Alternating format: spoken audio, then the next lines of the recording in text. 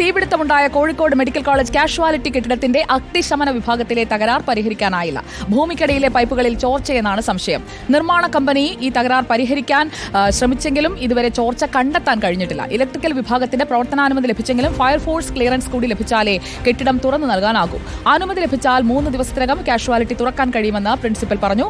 A K Abhilash ചേരുന്നു medical കോളേജിൽ നിന്ന്. Good morning A K Abhilash. എവിടെയാണ് ഈ തകരാറെന്ന് കണ്ടെത്താൻ കഴിയാത്തതാണോ ഇപ്പോഴത്തെ തകരാർ?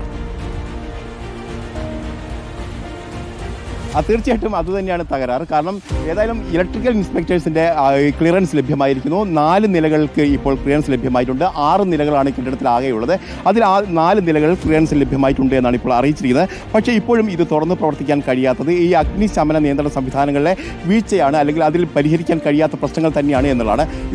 ഇതിൻ്റെ അടിഭാഗത്ത്, അതായത് ഈ കെട്ടിടത്തിലെ അടിഭാഗത്താണ്, ഗ്രൗണ്ടിലാണ് ഇപ്പോൾ അഗ്നിശമന വിഭാഗത്തിൽ ചെറിയ വീഴ്ചകൾ സംഭവിച്ചിരിക്കുന്നത്. അല്ലെങ്കിൽ അതിൽ പ്രഷർ പൈപ്പുകളിൽ ഈ പ്രഷർ താങ്ങാനുള്ള ശേഷിയില്ല, അല്ലെങ്കിൽ അവിടെ വിള്ളൽ ഉണ്ട് എന്നാണ് ഇപ്പോൾ മനസ്സിലാക്കാൻ കഴിയുന്നത്. അതായത് ഒരു ഭാഗത്ത് വെള്ളത്തിൽ പ്രഷർ കൊടുക്കുന്ന സമയത്ത് മറുഭാഗത്തേക്ക് പ്രഷർ ലഭ്യമാകുന്നില്ല എന്നാണ് ഇപ്പോൾ കണ്ടെത്തിയിരിക്കുന്നത്.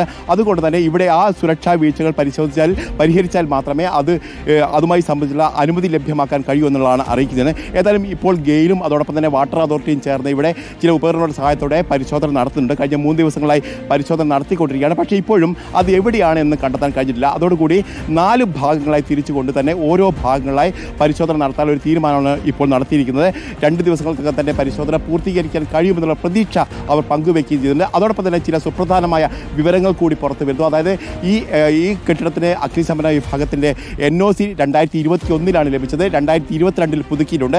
അതായത് കഴിഞ്ഞ 2 വർഷമായി ഈ NOC പുതുക്കിയിട്ടില്ല എന്നുള്ള സുപ്രധാനമായ ഒരു വിവരം കൂടി ഇപ്പോൾ ലഭ്യമാകുന്നു. അതായത് ഈ തീപിടുത്തമുണ്ടാകുന്ന സമയത്ത് ഇതിനേതെങ്കിലും തരത്തിലുള്ള NOCയുമായി ബന്ധപ്പെട്ട് പുതുക്കി നൽകിയിരുന്നില്ല എന്നുള്ള കാര്യമാണ് ഇപ്പോൾ പുറത്തു വരുന്നത്. ഏതായാലും വലിയ പ്രശ്നം തന്നെയാണ് ഇപ്പോൾ ഉണ്ടായിരിക്കുന്നത്.